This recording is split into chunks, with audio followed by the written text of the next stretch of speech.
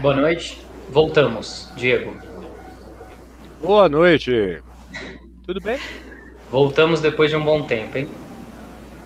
O que Depois de um bom aconteceu? tempo e agora quase Full HD, como vocês podem perceber aqui, né?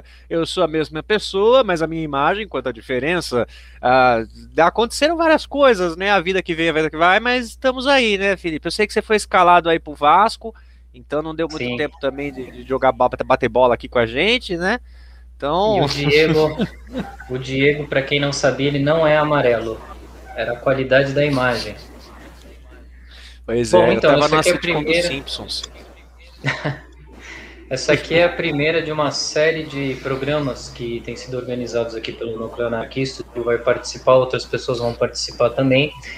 Espero que simultaneamente nós possamos discutir o caráter dos atos pelo fora Bolsonaro. Esse é o tema central, mas tem, é claro, um objetivo prático, que é organizar os próximos atos, fazer com que eles sejam convocados de fato, porque não houve uma convocação sistemática para esses dois atos iniciais que foram realizados, e mesmo assim eles foram bem grandes. Eu vou perguntar depois para o Diego se ele acha que houve um aumento dos atos de um para o outro. Certamente, em número de cidades onde houve ato, houve um aumento, né? Não, é inquestionável. Em relação ao ato de São Paulo, onde eu estive, me parece que houve uma estagnação do número de pessoas, mas o que também é muito circunstancial. Tempo chuvoso, acabou não Ah, chovendo, garoou fraco, mas São Paulo está fazendo muito frio. Sexta, ato, quer dizer, outras circunstâncias que eventualmente tenham dificultado a participação de alguns setores. Eu quero iniciar essa discussão aqui perguntando para o Diego se ele teve a mesma impressão que eu, de que eram vários atos num ato só. Havia uma enorme uhum. fragmentação, que os eixos políticos, mesmo quando eles pareciam ser iguais, eles divergiam no conteúdo. Mesmo fora Bolsonaro, que é o eixo geral do ato, ele tem várias interpretações diferentes. Há quem Uhum. esteja querendo, por exemplo, esperar as eleições de 2022. Há quem diga isso explicitamente e há quem se reserve o direito de se calar para não enfrentar É. Então, hostilidade de outros setores. ó, eu não falo nada, não falo nada, mas o nome dessa pessoa começa com Lu e termina com Lá, tá bom? Eu não falei nada, eu tô só botando a pista.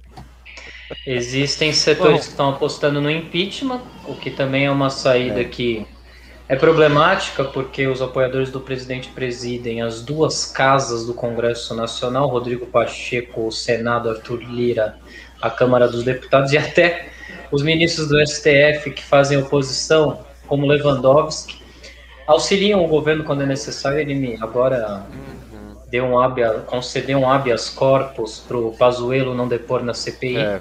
Bom, quer dizer, é uma via problemática. Diego, você teve essa impressão também? Os atos estavam muito fragmentados, sem um eixo comum?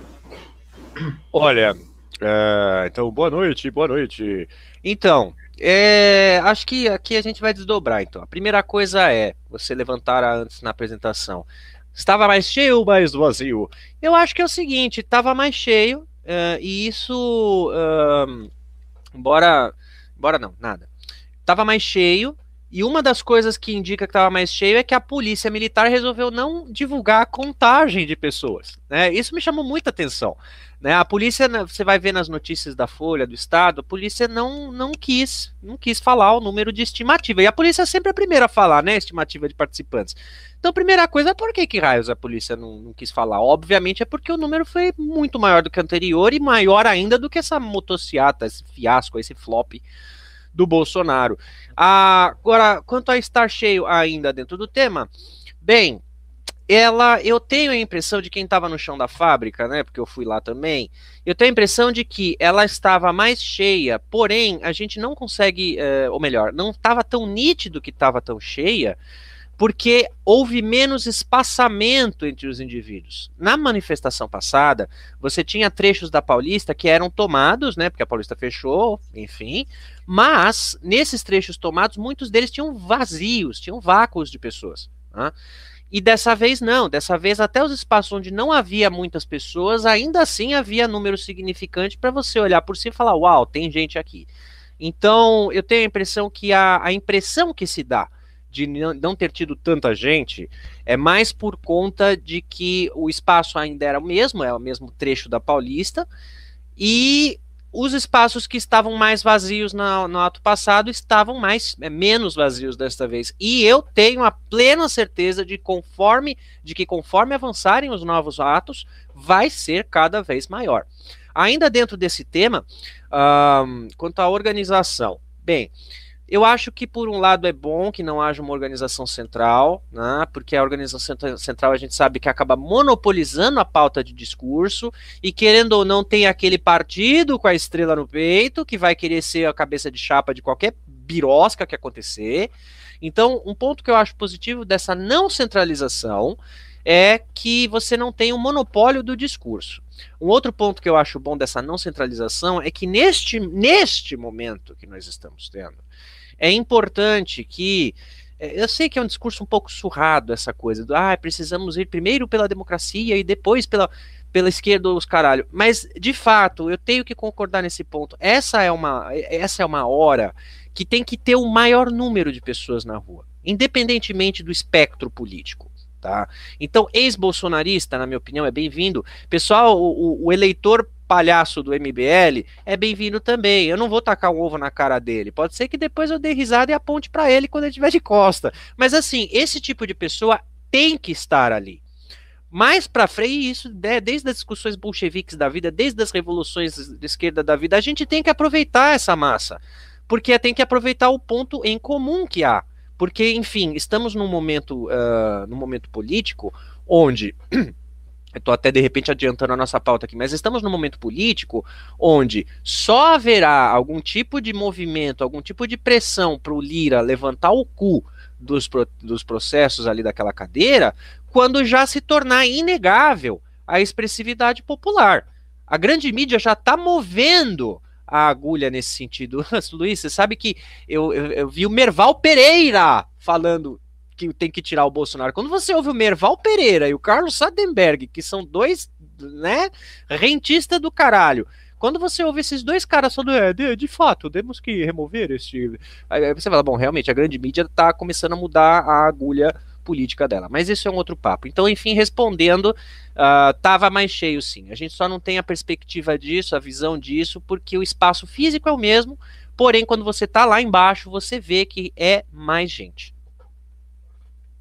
Deixa eu insistir na polêmica aqui a respeito do impeachment e da viabilidade dele, porque, sem sombra de dúvida, predominou, assim como palavra de ordem fundamental do ponto de vista político-prático, a defesa do impeachment. Organizações dos mais variados tons aí defenderam o impeachment, mas a imprensa, de maneira geral, que já tem se posicionado contra o Bolsonaro, especialmente aqueles setores que são ligados ao PSDB, né, a TV Cultura, que se tornou aí uma emissora de televisão francamente partidarizada pela Fundação Padre Anchieta e pelo governo do estado de São Paulo, está defendendo os atos, faz alguma cobertura, embora não seja uma cobertura ostensiva, mas não defende propriamente nem o impeachment, nem nenhuma outra saída. Jornal Nacional de ontem, Jornal Nacional de ontem, do editorial, fez uma cobertura muito tímida dos atos, muito tímida. E no fim dos atos, como porta-voz dos atos, de uma certa maneira, porque eles se arrogam o direito de sê-lo, apresentam Fernando Henrique como o defensor da unidade em torno do fora Bolsonaro. Mas o próprio Fernando Henrique já declarou que ele é contra o impeachment, quer dizer, é uma incongruência, parece uma preparação do terreno eleitoral. Parece... Pode seguir. Não, pode seguir. Não, a questão é essa. Não, a questão é essa. Não, a questão é essa, a polêmica é essa. O impeachment, de fato, é uma proposta que tem sido defendida pelos mais amplos setores como uma proposta imediata ou apenas como propaganda política para as eleições de 2022? Certo. Ela só não, não é à toa que parece porque é. A forma como eu leio, né, a questão é a seguinte: A cobertura da Globo foi pequena, sim. Mas a gente tem que fazer a comparativa. Comparado com o ato passado, foi maior. Foi bem maior. A cobertura do ato passado, se eu não me engano, não passou de 4 minutos. Dessa vez passou de 15, com direito a um editorial isentão, mas ainda assim alguma palavra a respeito. Os jornalões apresentaram na capa, né? A capa da Folha foi uma capa em branco, dizendo as vidas, etc. E a capa do Estado apareceu a matéria da manifestação. Eu acho que isso se deve a alguns motivos práticos. O primeiro motivo é que, assim, quanto maior fica, mais difícil fica de ignorar, não é mesmo? Quando você tem, né, assim, o teu cachorro faz cocô na sala, foi um cocôzinho, você finge que não viu. Agora o cachorro caga um bolo de pote desse tamanho, numa hora não vai dar para você ignorar. Então, assim, o primeiro motivo que a mídia está começando, ainda que timidamente, bem enviesadamente, a cobrir o negócio, o primeiro motivo é porque não tem mais como esconder. Tá? Não tem mais, e elas já perceberam que o movimento das ruas está dentro do xadrez político. Já era. Ainda mais porque daqui para frente, cada mais pessoas vão ser vacinadas e vão perder a vergonha, vão perder o medo e vão para porra da rua para fazer volume, para fazer cor. Então, primeiro motivo. O segundo motivo é o seguinte. Veja, eles estão ainda querendo a tal da terceira via. O neoliberalismo, ele tá desesperado. E olha, eu arrisco dizer que ele está desesperado mesmo. O neoliberalismo brasileiro, ele está começando a ficar exasperado porque ainda não surgiu um nome que não seja Lula e Bolsonaro, que tenha peso político, ou ainda, vou botar um terceiro aqui, que não seja Lula, Ciro ou Bolsonaro, e que tenha peso político e tenha apelo à direita, e que tenha um plano de direita. Não surgiu. Por quê? E por que não surgiu? Porque, assim, se por um lado o PT erra porque não cria uma linha sucessória dentro do projeto de esquerda, a direita erra, né, acerta para nós, mas assim, do ponto de vista deles, eles erram porque eles não têm uma figura carismática. Eles não têm uma. O mais carismático ali é o Dória. Pelo amor de Deus, o surubeiro que transa ouvindo Alfa FM. Então, assim,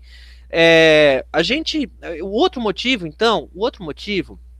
da mídia estar começando a cobrir é porque a mídia, eles ainda não têm candidato. E tá ficando cada vez mais claro que a mídia vai se foder. A mídia vai entrar numa espiral muito ruim para os negócios da própria mídia se ela resolver apoiar o Bolsonaro. Porque a pressão popular contra o Bolsonaro nunca foi tão grande. A gente tem o quê? 25%, 20% de apoiadores? E o resto do Brasil é contra. Então, se a mídia resolver apoiar o Bolsonaro, quem vai pagar esse pato feio depois vai ser a própria mídia. Então, resumindo esse ponto, vai para o terceiro. O segundo ponto, então, eles não têm um candidato à terceira via. Então, eles precisam começar a mostrar o protesto, para ver se tem alguém da direita deles que vai abraçar essa bandeira e falar, ok, vamos lá, porque nós também somos contra Bolsonaro. Para ir daí a mídia criar todo o novelo da popularidade em cima da tal da terceira via. O terceiro motivo pelo qual a mídia está em cima e vai começar cada vez mais a projetar é que é assim. O Paulo Guedes tem esse projeto ultra neoliberal que beira o fascismo alucinógeno, né, de privatizar até o cu da mãe do guarda. E assim, há um limite no projeto expansionista privatista do Guedes. O que eu quero dizer com isso? Você tem a Previdência, que já foi desmantelada. Você tem o Banco Central, que já foi descentralizado. Né? Você já tem a privatização dos aeroportos, a concessão de ferrovias, e você já tem agora recentemente a Eletrobras. O leque, e as bacias de petróleo. O leque de coisas que se pode mexer em termos de privatização está reduzindo cada vez mais. E está ficando claro para esses grandes setores neoliberais que o Paulo Guedes não vai conseguir avançar isso, ainda mais num segundo eventual governo do Bolsonaro. Então o neoliberalismo está percebendo que o Bolsonaro não vai conseguir fazer aquilo que eles querem, avançar essa agenda neoliberal. Pelo contrário, o Bolsonaro ganhando um outro termo, ele vai transformar isso daqui numa ditadura mesmo. Tá ficando claro para esse setor neoliberal que não dá para abraçar mais o Bolsonaro. Só que também eles não podem largar do nada, porque eles dependem de várias outras conexões políticas. O Centrão, nesse momento, está comendo o Bolsonaro a cada dia mais. Um pedacinho aqui, um pedacinho lá. E quando não tiver mais o que comer no prato, meu amigo, junto com o movimento de rua, com certeza o Bolsonaro, se não cai, ele é removido. Se não é removido, ele é condenado no Tribunal de Haia. Alguma coisa há de acontecer e vai ser um rebote grande, porque esse peixe vai estrebuchar para entrar dentro da cesta. Bom, deixa eu, em vez de sabatiná-lo, agora eu vou apresentar minha opinião. Agora você fala isso, exatamente. Eu acho que, sem sombra de dúvida, quando a esquerda abre mão da sua identidade e se apresenta como um movimento nacional, usando verde e amarelo, ou pior do que isso, aceita ter como representantes e porta-vozes da sua ideologia e das suas reivindicações a Folha, o Estado de São Paulo, com página em branco ou em preto, isso significa que esse movimento está cedendo o espaço que ele conquistou, porque esses setores todos apoiaram explícita ou tacitamente a eleição do Bolsonaro, para aqueles que são os maiores e verdadeiros inimigos do povo. Nós estamos diante de algumas privatizações. Você tentou aí resumir o cenário, e talvez o elemento mais importante disso é os eletricitários que estão vendo a Eletrobras ser privatizada, que são os principais interessados em que ela não o seja, não se mobilizaram, eles não foram ao ato. Os petroleiros que estão aí diante da proposta que está sendo encaminhada pelo governo de venda do que restou dos ativos estatais da Petrobras, podendo ser vendidos a qualquer instante. Além disso, todas as categorias que estão vendo seus postos de trabalho serem fechados, penso agora particularmente nos metalúrgicos, São José dos Campos, da região do ABC. A Ford, por exemplo, encerrou suas atividades no Brasil. Eles também não estão sendo mobilizados. Quer dizer, o ato se restringiu basicamente à juventude e a um setor de classe média que está descontente, provavelmente menos pelas questões econômicas e mais por questões que, vamos dizer o que é verdade, questões secundárias, né? E esse é um gravíssimo problema, porque se as reivindicações se restringem aos interesses da classe média, a chance de que esses atos se transformem numa propaganda eleitoral para 2022, uma propaganda eleitoral capitaneada pela direita, é muito grande. Então, sim, assim, rejeitar...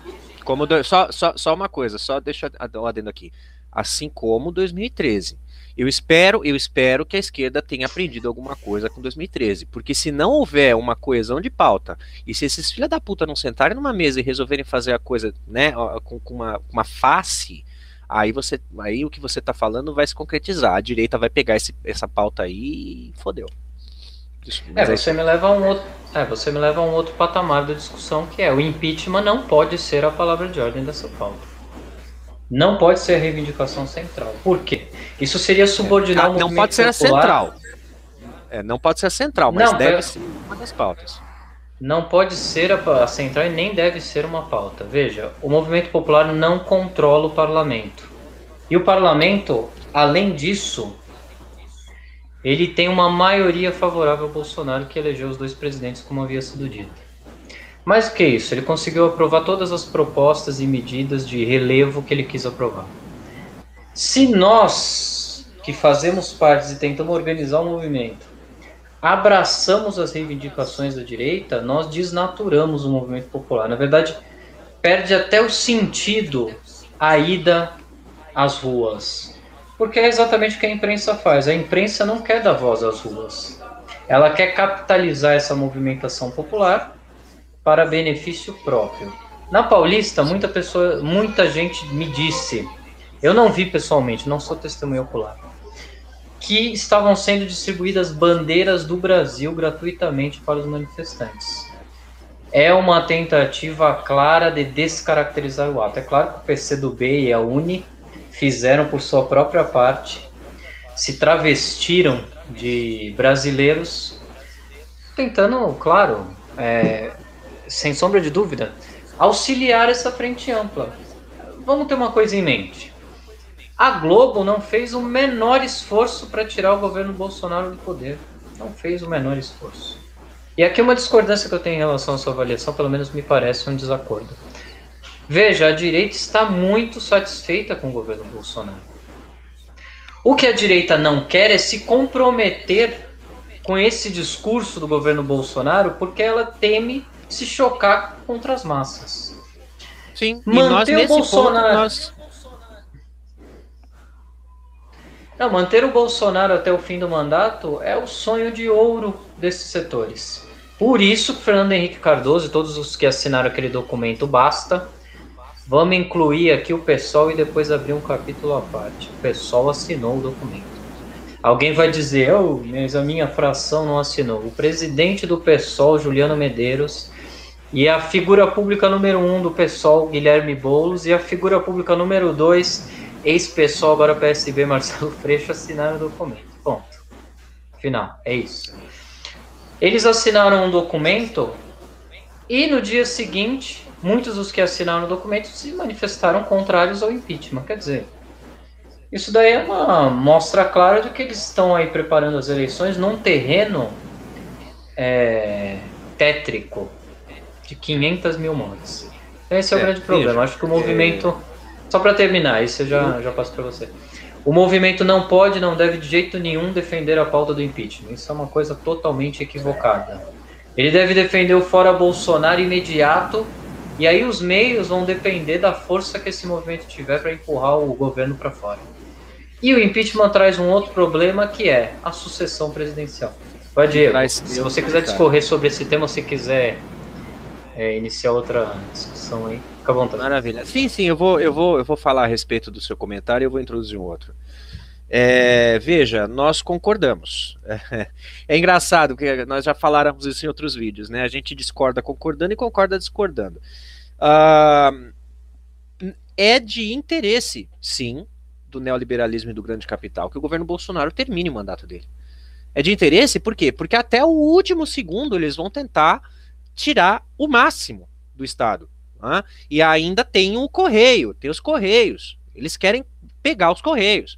Então, assim, é claro, sim, a direita quer o Bolsonaro ali, porque ele ainda pode passar outras boiadas até o final. Por outro lado, eu acho que essa é a questão que eu coloquei na minha fala, talvez não tenha ficado tão nítida. Por outro lado, a direita, não, o neoliberalismo, como queiramos chamar, eles não estão gostando da ideia de serem forçados a apoiar ou se isentar quanto ao Bolsonaro na eleição. Por quê? Porque, como nós levantáramos aqui, está ficando cada vez mais óbvio o caráter genocida e fascistoide integralista às avessas que o Bolsonaro tem. Então, assim, quanto mais a direita continuar junto nesse barco e ainda ter que apostar nele, porque não vai ter um outro candidato que a direita possa se abraçar, meu irmão, quando chegar o próximo turno do Bolsonaro, a gente vai ver aquele efeito que costuma acontecer nesse tipo de evento em outros países. O ultra esquerda, o ultra direita, o ultra toma o poder e por conta de uma saturação política, uma saturação social, saturação do que seja, esse ultra acaba sendo removido e o outro ultra acaba assumindo, desfazendo praticamente tudo que foi feito pelo anterior, por ilegitimidade do anterior. Então, assim, o que eu acho, né, como observador, o que eu acho que o político de esquerda, de direita, ultradireita, o neoliberal e o caralho estão pensando é o seguinte: ok, a gente vai ficar com ele e a gente vai, assim, né, soltar essas notas, não é possível continuar dessa forma, mas ninguém fala em impeachment. Não é possível continuar dessa forma, ninguém fala em remoção. Mas eles ficam nessa, né, nesse fogo brando. Porque é de interesse o fim do mandato, é de interesse terminar o mandato. Porém, não é de interesse, a meu ver, para eles, que o Bolsonaro ganhe novamente. E aí eu vou falar de alguma coisa que vou te puxar o gancho. Tanto é fato isso, que o Lula, que é esse grande articulista da esquerda, que é esse grande articulista político de centro, ele já vem buscando costurar governabilidade com setores da direita, né? Você tem ele com Eunício, você tem ele com ele. Eu vi esses dias a Dilma e ele está tentando convencer a Dilma de uma possível aliança com o MDB. Falou, bicho, uma aliança com o partido que botou a faca nas tuas costas. E aí agora você fala, aí como eu vi hoje um comentário na internet aí, a pessoa fala, não, isso é política. Eu falo, meu amigo, isso não é política não, isso é política suja. E a gente tem que parar de se acostumar com política suja. Assim, você chama o negócio de golpe, porque eventualmente foi. Você chama o negócio de golpe. A gente aceita com casca e tudo que foi golpe. 3, 4 anos depois, mas sabe o que que é? É que a gente precisa se aliar com eles. Mas não foi golpe? Foi, mas é que, né? Então veja, o Lula, ele já vem tentando articular um certo pacto com essas elites políticas. Eu não estou dizendo que isso é ruim nem que é bom, eu estou só dizendo um fato. Então o petista que nos assistir aqui, bota a mão na consciência e pensa um pouco. Não é isso que o Lula faz quando ele faz esses discursos à nação, ele vai na mídia internacional, ele está querendo projetar a imagem dele como sendo um Obama que vai voltar e vai salvar e trazer a gente à normalidade. Só que o plano do PT e o plano do Lula são um projeto neoliberal. Eles são um projeto de capitalismo rentista. E isso, na minha opinião, enquanto anarquista, é inadmissível. A esquerda, veja, o papel histórico da esquerda é olhar para frente. O papel histórico da esquerda é olhar para frente e corrigir os erros do passado, os erros de trás. Quando você tem alguém que se diz de esquerda, do maior partido de esquerda do Brasil, falando que o ideal é a gente olhar para trás e ir para trás, porque o PT, o projeto do PT é voltar ao que era bom antes, sinto muito, o que era bom antes não é suficiente. O que era bom antes era bom antes para o sistema de grande capital. Quer dizer, então a gente vai largar o Bolsonaro e manter a mesma política econômica? Sabe, para mim isso é incompatível com o que eu almejo. É claro que eu vou votar neles, né, tapando o nariz se no segundo turno não for o Ciro. No meu caso eu voto no Ciro, então quem está assistindo aí já saiba da coisa. Porque eu vejo que o Ciro Gomes, hoje em dia ele está mais o PDT, não vou nem falar na figura do Ciro. O PDT, ele está mais à esquerda do que o PT hoje em dia. Então, mas enfim, se não tiver um PDT no segundo turno, eu não vou dar um de isentão e botar nulo, não. Eu vou ter que botar no PT. Mas é isso que eu gostaria que os ouvintes pensassem, os espectadores pensassem nessa coisa. Então, assim, o PT é esquerda, legal, PT é esquerda. E ele está projetando uma escola neoliberal para voltar ao que era antes. E isso é esquerda. Tá bom. Então, primeiro ponto. Aí agora o segundo ponto, que aí vem a pergunta para você. Tendo em vista esse cenário que a gente tem, as manifestações acontecendo, não há uma terceira via sonhada pelo neoliberalismo e aí agora eles estão um pouco perdidos, né? Você vê a possibilidade de algum candidato, de alguma pessoa, de alguma figura, a gente já sabe, o Huck, por exemplo, saiu, o Mandetta não sobe, né? O Dória... Então você enxerga alguém que o grande capital possa dizer, esse é o meu querido? Você enxerga alguém que o grande capital poderia... ou o Centrão, né, poderia dizer, não, eu vou botar as fichas nesse carinha aqui, mas escondido, só no sigilo, aí depois a gente conversa se for eleito. Você enxerga alguém assim? Deixa eu começar do começo. Eu vou concordar com uma parte do que você disse e discordar de outra, porque assim, veja, a política do PT ela tem um objetivo muito bem definido, que é formar uma colisão que dê governabilidade a um candidato do partido que seja eleito pelo voto popular. Essa é a estratégia do PT, o PT não faz nenhum mistério quanto a isso. O MDB é um partido muito fluido, por isso ele aparece sempre aí no rol de alianças possíveis do PT. O PMDB ele coadjuva os governos, sejam eles de qualquer linha ideológica. Tenham eles quaisquer objetivos estruturais em relação ao desenvolvimento da economia, social, etc. Sendo assim, não me parece uma aberração que o PT procure se aliar com o MDB, porque seria uma questão de princípio muito secundário você dizer, não, eles deram golpe ou não. Agora, veja, se nós aplicamos ao PT esse nosso gradiente ideológico e dizemos, não, eles estão acenando para a direita, é claro que o Ciro Gomes, ele chamou o Rodrigo Maia para ser seu vice.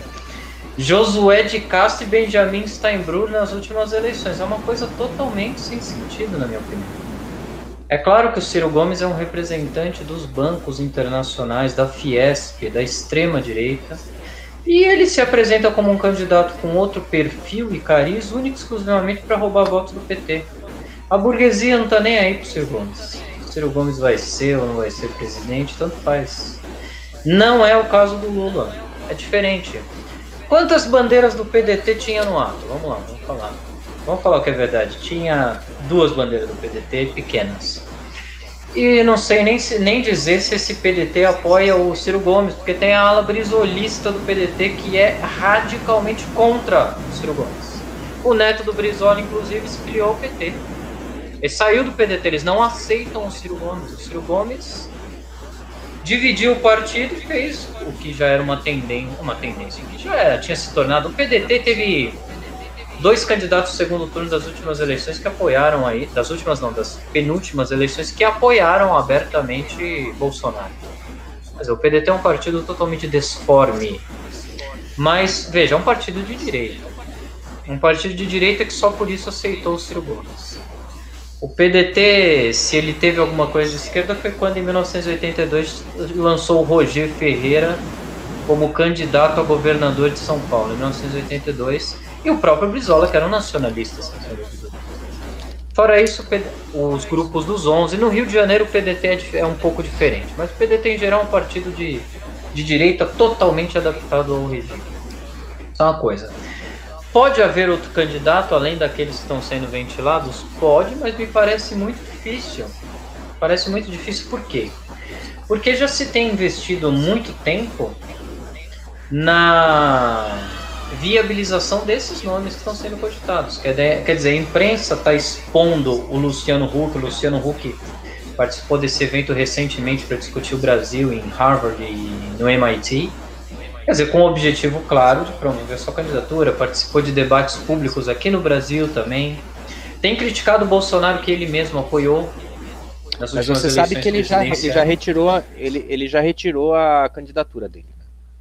Ele já mas isso daí também vai ser o novo Faustão. Ele já retirou várias vezes, o Silvio Santos, né, também. Ele já... ele vai ser o novo... Não, o Silvio Santos, porque o Silvio Santos era o eterno candidato que nunca se candidatava, né? Não sei se ele tinha um rabo preso com alguém, quer dizer, ele tinha um rabo preso com todo mundo, mas não é o caso. O Luciano Huck também, o Luciano Huck já foi condenado, não sei se em última instância aí por crimes, como, por exemplo, a invasão de uma ilha que era reserva ambiental. Bom, quer dizer, o Luciano Huck é um criminoso, quer dizer, uma pessoa totalmente desqualificada. Quem viu ele participar dos debates, eu diria não só desqualificada, como um desclassificado. Não sabe se expressar, não sabe se portar no debate, desrespeita o tempo de fala, é uma verdadeira tragédia. Mas veja, aí você... eu vou concluir te passando até a bola, aí você vê. A gente tem agora uma outra dificuldade. Os atos, eles precisam se unificar, independentemente das divergências políticas que hajam. Porque se não houver uma reivindicação unificada, os atos vão dispersar e vai acontecer também por outra via o que a direita quer. Quer dizer, ela vai assumir aí o protagonismo no desenvolvimento da situação política. Nós precisamos fazer o contrário, nós precisamos insistir nos atos de rua, o que tem sido defendido por mim e por outros setores da esquerda desde o início da pandemia, porque é claro que o Bolsonaro não estaria, como não esteve mesmo, nem um pouco interessado em envidar qualquer tipo de esforço para minimizar o sofrimento da população. Isso era óbvio. A esquerda teve que esperar 1 ano e meio para começar, não a convocar os atos, porque a esquerda não está convocando os atos, a ir aos atos aos quais a massa fluiu por causa das suas necessidades concretas. Vou te dar um exemplo aqui, que é o Sindicato dos Trabalhadores da USP, onde eu milito. O sindicato foi ao ato, eu vi 11 pessoas. Um só era da direção do sindicato, o resto era tudo da oposição. Você acredita nisso? O sindicato que se diz combativo e não sei o que lá, é um sindicato que, no momento decisivo da história do Brasil, não fez absolutamente nada para fazer com que os trabalhadores interviessem no cenário político. Com lutas, PSTU, tá tendo demissão todo dia em São José, o Sindicato Metalúrgico não faz nada. CUT no ABC, nada. Eletricitários, petroleiros, os eletricitários fizeram aí um pequeno movimento que, bom, eventualmente pode se desenvolver, tomara que se desenvolva. Então a questão é o seguinte: qual é o papel dos sindicatos? Qual é o papel dos trabalhadores da classe operária, que para alguns nem existe mais? Da classe operária para colocar o governo para fora por um outro caminho que não o impeachment, porque o impeachment significa jogar aí nas mãos, nos colos de outras pessoas a responsabilidade que é dos trabalhadores. Tem como de fazer sair, mas é do próprio exército, né? Também, claro. O exército sempre joga, né? Mas assim, tem como tirar do papel a palavra de ordem de greve geral, tem como fazer com que os setores mais importantes se mobilizem e realmente parem o país e forcem o governo, os militares, todo mundo a tomar uma posição, o que vai certamente levar a que o resto da população também se posicione. O que você acha? Bom, então vamos de novo por partes aqui, como já diria Jack o Estripador. Então, a primeira coisa aí quanto ao PDT e ao Ciro, eu discordo de você, porque eu vejo, olha, eu tenho visto o PDT fazer oficinas, por exemplo, como marxismo, como o estudo da história do socialismo soviético e o plano quinquenal. Eu vejo Diego, eles fazendo seminários... Desculpa de interromper. Posso falar uma última coisa que aí você já comenta tudo junto? Claro. Aí nós temos dois fatos também relevantes da desagregação partidária da esquerda. Marcelo Freixo, quer dizer, bom, o PSOL é um capítulo à parte. Tem gente que insiste que o PSOL é um partido de esquerda mais radical do que o PT e tudo mais. O Marcelo Freixo, que era a principal liderança do partido, ele foi para o PSB. Uma coisa, quer dizer, o PSB que governou aqui com Márcio França e Geraldo Alckmin na dobradinha deles aí. E que apoiou o golpe de Estado, 2016, etc. Tinha a Luiz Erundina, que para alguns também é esquerdista, vai entender. Então, o Marcelo Freixo, principal liderança do PSOL, foi para o PSB. E o Flávio Dino, do PSDB, também. É uma coisa complicada, quer dizer...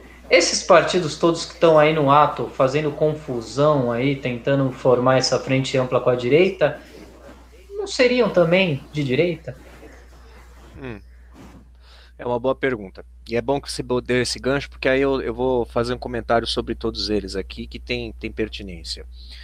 Então vamos lá. Primeiro, então, ao invés de falar primeiro, como eu ia dizer, do PDT, eu vou começar pelo PSB e pelo Freixo e o Dino. Né?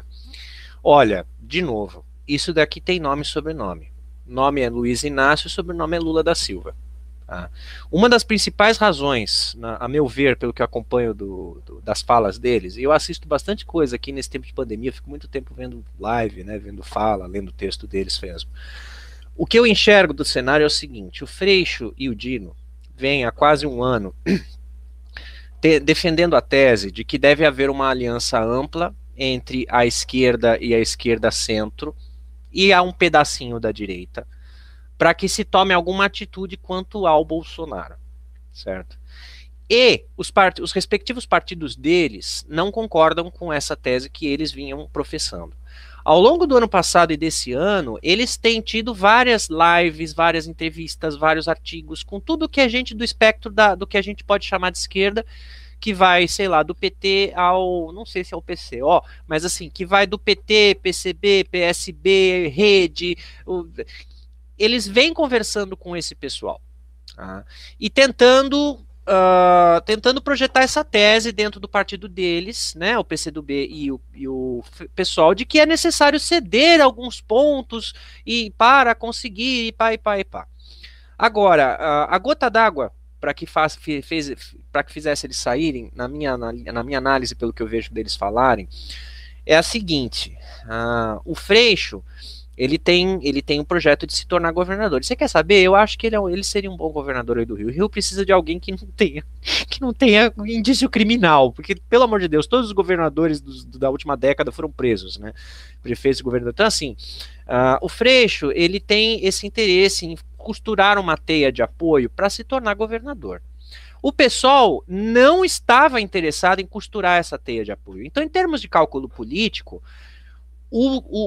para se aliar ao PT, que no caso tinha meio que prometido para o Freixo um apoio, ele sai do PSOL para entrar no PSB. Claro, não é só por isso, mas essa é uma das principais razões que leva o Freixo a sair, porque o Lula havia dado, o PT, enfim, havia dado uma indireta para ele, dizendo, olha, o PSOL não quer fazer aliança, meu amigo, me desculpe, não vai dar para apoiar você.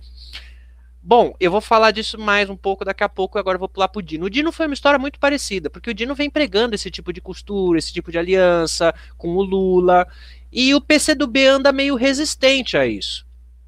Aí foi uma história parecida, e o Dino ele também se articulou com rede, ele vem falando com influenciadores de centro, com influenciadores liberais, vários, ao longo do último ano e deste. E aí culmina com ele também saindo. Né, eles devem ter combinado de sair meio próximos, né, na data. Só que aí é interessante, porque assim que eles saem, o PT, como sempre, quer monopolizar a coisa, e aí o PT diz assim, olha, então, né, não é bem assim, tá? Então o PT antes tinha meio que prometido esse apoio automático, ele saindo, não bastou. Então, assim, é difícil você jogar com uma esquerda como o PT no Brasil, porque é um partido hegemônico com um projeto monolítico de poder individual. Se o PT não tem o campo, a bola e o juiz, ele não começa a partida. Isso é muito difícil para criar uma articulação ampla de esquerda. Porque o PT ele quer ser o protagonista para sempre. E tem que entender que não é bem assim. Às vezes você tem que dar a bola para o outro jogar. Então, assim, esse é o primeiro ponto. Então, contar os dois. Aí agora eu vou voltar ao que eu dissera no começo antes do Ciro e do PDT. Veja, o PDT ele vem fazendo várias oficinas de marxismo, várias oficinas de plano quinquenal e de por que é bom o socialismo no espectro de trabalhismo. E aí é que vem a ponte com a ala brisolista. No sentido de que, bom, nós estamos entrando no século XXI, a gente precisa repensar as organizações de trabalho e de uma forma socialista, de uma forma de projeto nacional. Nós temos que ter um projeto de desenvolvimento. Não adianta fazer as coisas como o PT vem fazendo nessas últimas décadas, que é você ter uma ideia e conversar na governabilidade e falar, olha, vamos fazer na malemolência. Não. O negócio você tem que ter um plano. Você tem que falar, o plano vai ser esse. Agora a gente vai sentar e negociar como que esse plano vai acontecer. E ninguém vai poder mexer nesse plano, porque esse plano não é do partido, esse plano não é do indivíduo. Esse plano é nacional. Eu vou continuar assim que você fizer seu adendo. Não, é só para eu não perder a piada. O Delfim Neto, da Arena, e o Ciro Gomes, ex-Arena, eles se tornaram marxistas. Talvez, então, o MBL tenha razão e a ditadura militar tenha sido de esquerda. Não, é só uma piada. Muito bem. Não, mas veja, se a gente for parar para pensar, Luiz, agora pensando friamente na coisa, o PDT... ele pode não ser a esquerda PCO, mas ele está à esquerda sim do PT. Assim, eu não tenho a menor dúvida disso. A menor. Eu não vejo o PT falando de socialismo. Eu não vejo o PT falando de Marx. Eu vejo o PT falando do Lula. Eu vejo o PT falando do PT e das pautas identitárias, que são louváveis, mas assim, são ocas. Se você não tem um projeto de identidade nacional com um projeto de trabalho, sinto muito. Mas você não está tendo um projeto de esquerda, você está tendo só um projeto de confete, para você criar voto e depois, enfim. Então, para encerrar, ainda falando de partidos, alianças e lideranças, a gente tem que pensar outra coisa também. Os partidos, eles não são abstratos, existem indivíduos por trás. Né? Você tem ali, por exemplo, qual é o rosto do PSDB? O rosto do PSDB, por muitos anos, foi o Fernando Henrique e o Goldman. Com essa nova ala, né, e com a morte dos heróis, né, o pessoal ficando velho vai morrendo, como o caso do Goldman, outras novas figuras tomam um espaço de forma oportunista no PSDB. Então você tem agora o PSDB, que ele é muito mais rentista, né, muito mais declaradamente neoliberal, e o Fernando Henrique, ele é meio que, assim, ele é como se fosse o príncipe de Mônaco, sabe? Tem um papel muito lindo, tem um título muito bonito, mas é de um país menor do que o meu bairro. Então, assim, do nosso, né, que você é do meu bairro. Então, assim, o Fernando Henrique, ele é uma figura isolada, assim como o Serra é uma figura isolada. Esse PSDB, a gente tem que pensar que morreu, né? O novo PSDB são o Dória, o Eduardo Leite, era, né, o Bruno Covas, mas é a cria que o Bruno Covas deixou, esse Rodrigo Nunes aí, que acho que nem é do PSDB, mas que ele também tem essa cara do novo PSDB, o Ricardo Nunes, não lembro, é esse cara aí que agora é o nosso prefeito. Agora, então vamos lá, PSOL, quem é a cara do PSOL? Quem ainda está por detrás das coisas? E quem é que decanta, né, o discurso? É o Ivan Valente, querendo ou não, é a Erundina. Mas aí também os novos estão começando a tomar esse projeto de PSOL e transformar, e repaginar o PSOL para deixar de ser aquilo que os idealizadores tinham pensado. Isso é natural em qualquer movimento. A gente teve aquele vídeo que a gente falou de União Soviética, foi isso que aconteceu na União Soviética, né? Os novos vão tomando os velhos, aqui no caso na União Soviética são os velhos vão tomando o lugar dos mais velhos, né? Mas assim, a gente vê essa mudança natural de paradigma partidário. O PDT é interessante nesse sentido porque o paradigma partidário está em pessoas de meia idade, por assim dizer, né? Você tem o Antônio Neto e você tem o Carlos Lupe, que são dois brisolistas até a raiz do cu. E você tem, na figura deles, você tem uma decantação de discurso partidário, tá? Nessa decantação de discurso surge a figura do Ciro, que foi um cara que ficou por muito tempo rondando de partido em partido e encontrou a casinha dele no PDT. E imagino que ele não saia dessa casinha tão cedo. E quanto ao projeto que você diz, né, do Ciro de direita, eu discordo. Eu por algum tempo pensei que fosse. Tá? Eu por algum tempo pensei que a direita estava rezando para o Ciro ser candidato. Agora, eu acho que a maior evidência de que isso não é um fato é que a direita não abraçou o Ciro. Ele não é a terceira via. Você não vê nenhum jornal falando dele como sendo a terceira via. Então, de novo, só para encerrar esse argumento, o Ciro pode não ser a esquerda ideal, na minha opinião. Ele não é a esquerda ideal. Mas ele, até agora, para mim, é o único candidato que tem um projeto minimamente socialista de governança. De socialismo tecnocrata, de socialismo burocrata, trabalhista. Mas ainda assim é um projeto. Né? É um projeto que o PT não tem. O PT, desculpa, petista que está assistindo a gente, olha, tudo de bom para você, petista. O Lula tem vários méritos, como já faláramos em outros vídeos, mas sinto muito, o PT ele não é mais esquerda. O petista tem que entender que o PT é centro-esquerda, no máximo. Deixa eu... Não, a gente fugiu um pouco do assunto, mas sim, tem uma relação tem uma relação direta porque a eleição está sendo debatida simultaneamente com o debate a respeito do impedimento, destituição do Bolsonaro. Então, assim, eu não quero entrar nesse assunto do PDT, porque... A gente pode fazer um vídeo a respeito disso no próximo. Aliás, só um parênteses, então, Luiz, vou sugerir para você. No próximo vídeo nosso, a gente pode falar sobre estrutura partidária brasileira. A gente fez isso em inglês, né? A gente pode fazer um em português a respeito disso no próximo. Não, pode ser assim, bom, como você sugere, é porque o tema é relevante, mas assim, nossas opiniões não se tocam em nenhum ponto em relação ao PDT e não adianta também ficar um apresentando argumento, outro apresentando outro, que não vai avançar, né? Mas que há uma disputa eleitoral aí muito grande, existe, claro. Certamente a ida do Flávio Dino e do Marcelo Freixo para o PSB tem relação direta também com a cláusula de barreira e com a possibilidade de que seus antigos partidos não a superassem, né? Porque ela é progressiva e as exigências da próxima eleição vão ser maiores, vão ter que eleger um número maior de deputados federais, o que não é fácil, especialmente para um partido de esquerda que tem aí algum vínculo com as organizações populares, etc.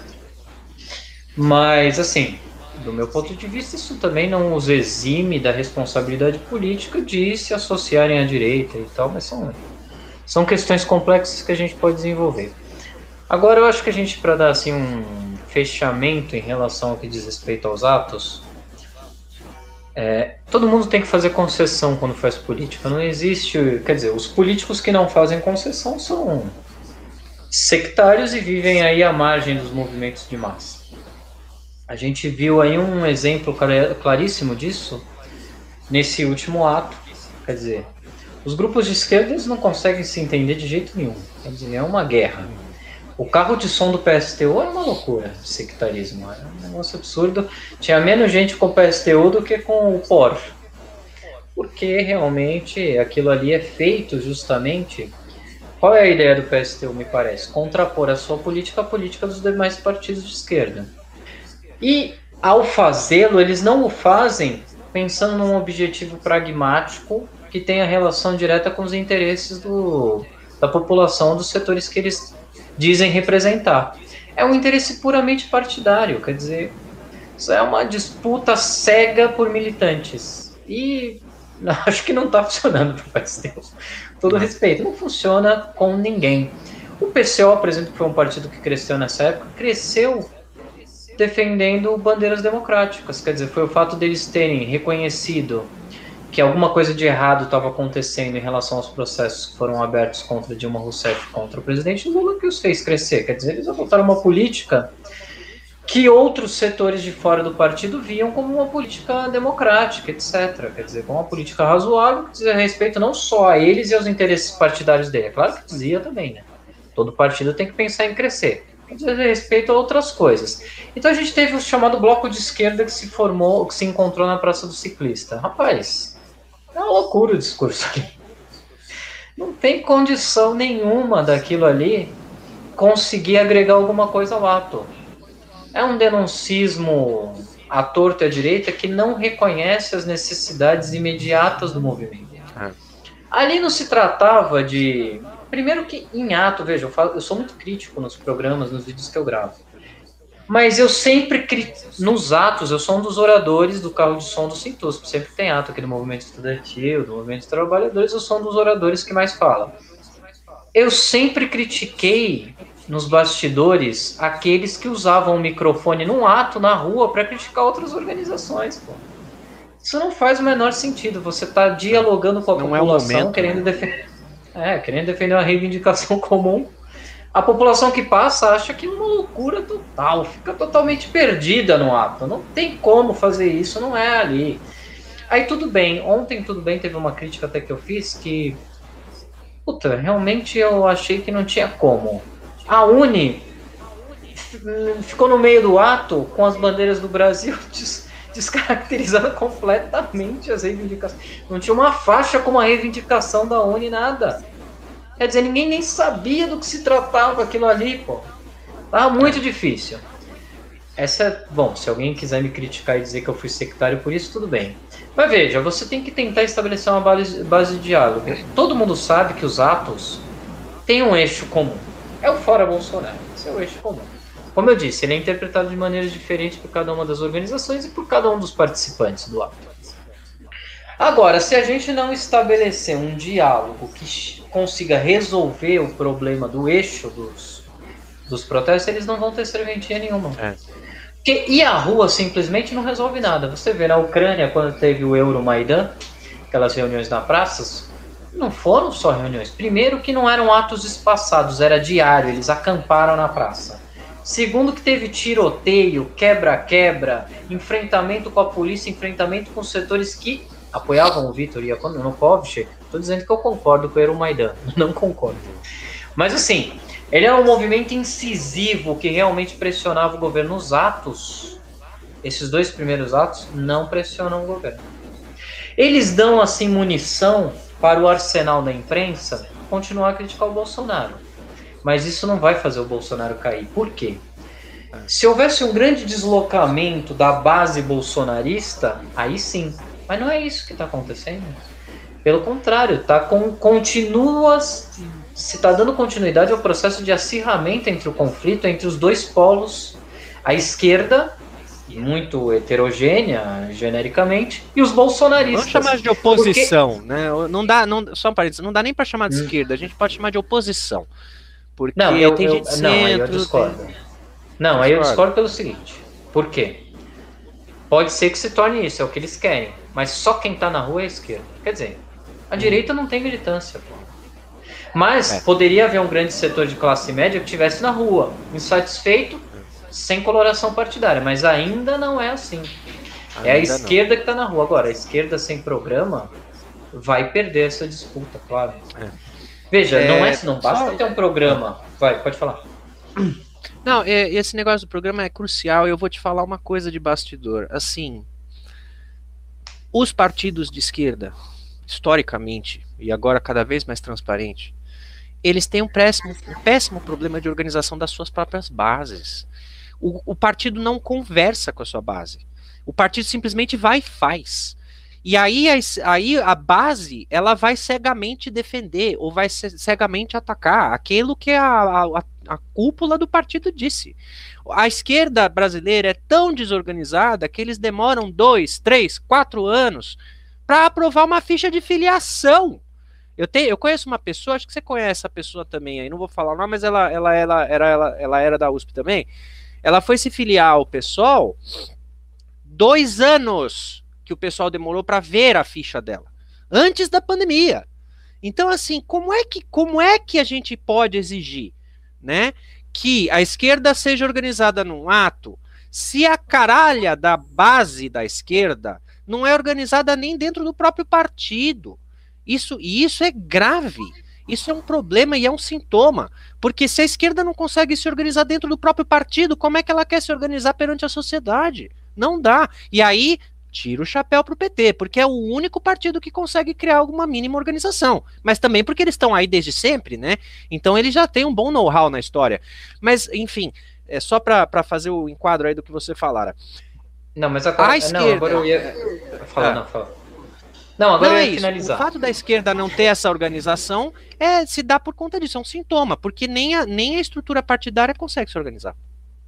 Eu ia concluir, apesar das ressalvas que eu fiz em relação a esse bloco de esquerda, assim, auto-intitulado, é que comecei dizendo que a gente precisa fazer concessões. Apesar disso, apesar das críticas que eu teria a fazer em relação a como eles se conduziram no ato, eu acho que é preciso investir, porque é o setor mais disposto que tem. É um setor de esquerda genuíno, de militantes de base que realmente querem transformar a situação do país. Sim. E o importante mesmo é você conseguir angariar apoio por parte da população para que ela tome a iniciativa de sair às ruas e de dar o tom dos atos. Eu acho que o PCO, que a Unidade Popular, que o PCB, eu acho, embora eu não acredite que isso vai acontecer, deveriam fazer um enorme esforço para chamar uma plenária com esses setores e com todos os demais setores da esquerda para tentar definir um programa comum. Isso pode salvar os atos. Caso contrário, a gente vai chegar a uma encruzilhada e esses atos não vão conseguir cumprir a missão que eles originalmente tinham por objetivo cumprir. Então eu me despeço, peço para o Diego fazer as considerações sem pressa a respeito disso e aí a gente encerra a transmissão. Vai lá, Diego. Que bonito. Então encerramos com uma concordância. Concordo plenamente com a ideia de que é importante nesse momento, você que escuta a gente, amiguinho, ouvinte, é muito importante nesse momento que a gente tenha número, né? É necessário que esse movimento se torne realmente algo de massa, tá? E quando eu digo massa, é diversas classes sociais e diversas bandeiras. Por mais que eu deteste quem votou no Bolsonaro e que é do MBL, que hoje se arrepende, eu tenho que aceitá-lo numa manifestação. Porque, além de ser democrático e genuíno, ele mostrar a insatisfação popular dele, a gente precisa de números. Então, eu acho que esse é o primeiro ponto. O segundo ponto, a gente tem que tomar realmente muito cuidado para que isso não se torne um 2013 o retorno, né? E eu espero de coração que a esquerda tenha aprendido com 2013, porque não dá para baixar a bandeira vermelha e levantar a bandeira verde e amarela, que é a bandeira da Casa dos Bourbon e Bragança. Não dá para a gente baixar a guarda, e eu vejo com preocupação alguns partidos que têm incentivado isso. Eu entendo as motivações. Eles querem realmente dizer assim, olha, calma, não tenha medo do vermelho, somos todos verde e amarelo. Eu entendo tudo isso. Só que eu vejo com preocupação, porque essa é a porta de entrada para infiltração, né, da grande mídia, é a porta de entrada para infiltração do neoliberalismo. E por fim, eu espero de coração que a esquerda, centro, né, do centro para lá, então, como queiramos chamar, o PT, o PSB, o Rede, o PCO, o PSTU, que entrem num consenso mínimo, nem que seja pontual, como o Mao Tse Tung, ó, vocês assistam o nosso vídeo lá da China. O Mao Tse Tung, uma hora ele precisou se aliar com o cara que matou o filho dele, lá, o Chiang Kai-shek, porque o inimigo comum era o Japão.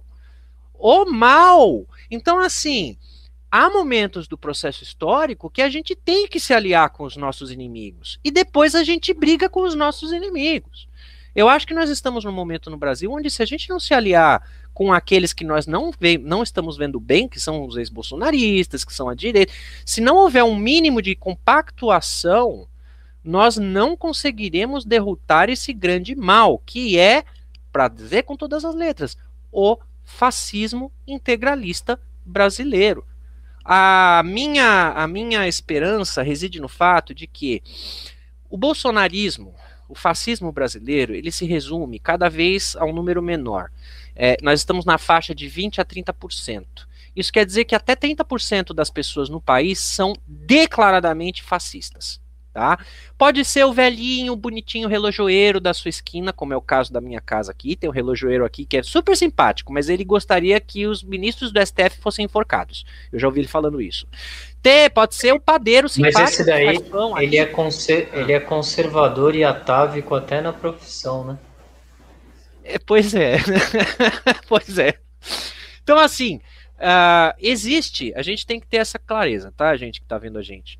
A gente tem que ter clareza de que existe uma porcentagem da população que só resolveria na guilhotina tramontina. Não tem o que fazer, tá? A gente não vai guilhotinar eles, então a gente tem que tentar conviver.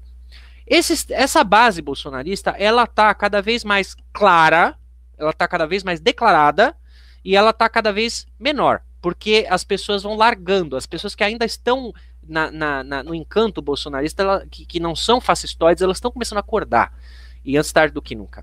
Para terminar, neste momento, o importante é criar essa distinção clara, preto e branco. Vai haver conflito? Se preparem, porque vai haver. O Bolsonaro não, independentemente do resultado, se ele for preso, se ele for impeachmentado, se ele for impedido, qualquer coisa, ele não vai fazer a transição pacífica.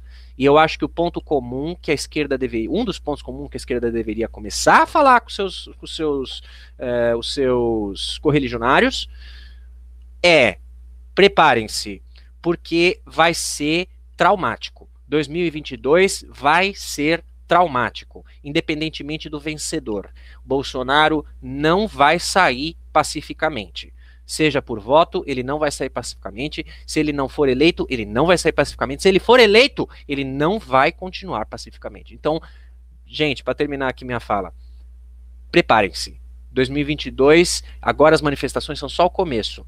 Vai ficar cada vez pior, as manifestações vão ficar cada vez maiores e, até o ano que vem, infelizmente, mais violentas. Bom, boa noite, pessoal. A gente volta em breve. Vamos continuar fazendo o balanço dos atos e convocando os próximos atos, porque haverá próximo ato. Muito boa noite. Valeu, Diego. Boa noite. Falou.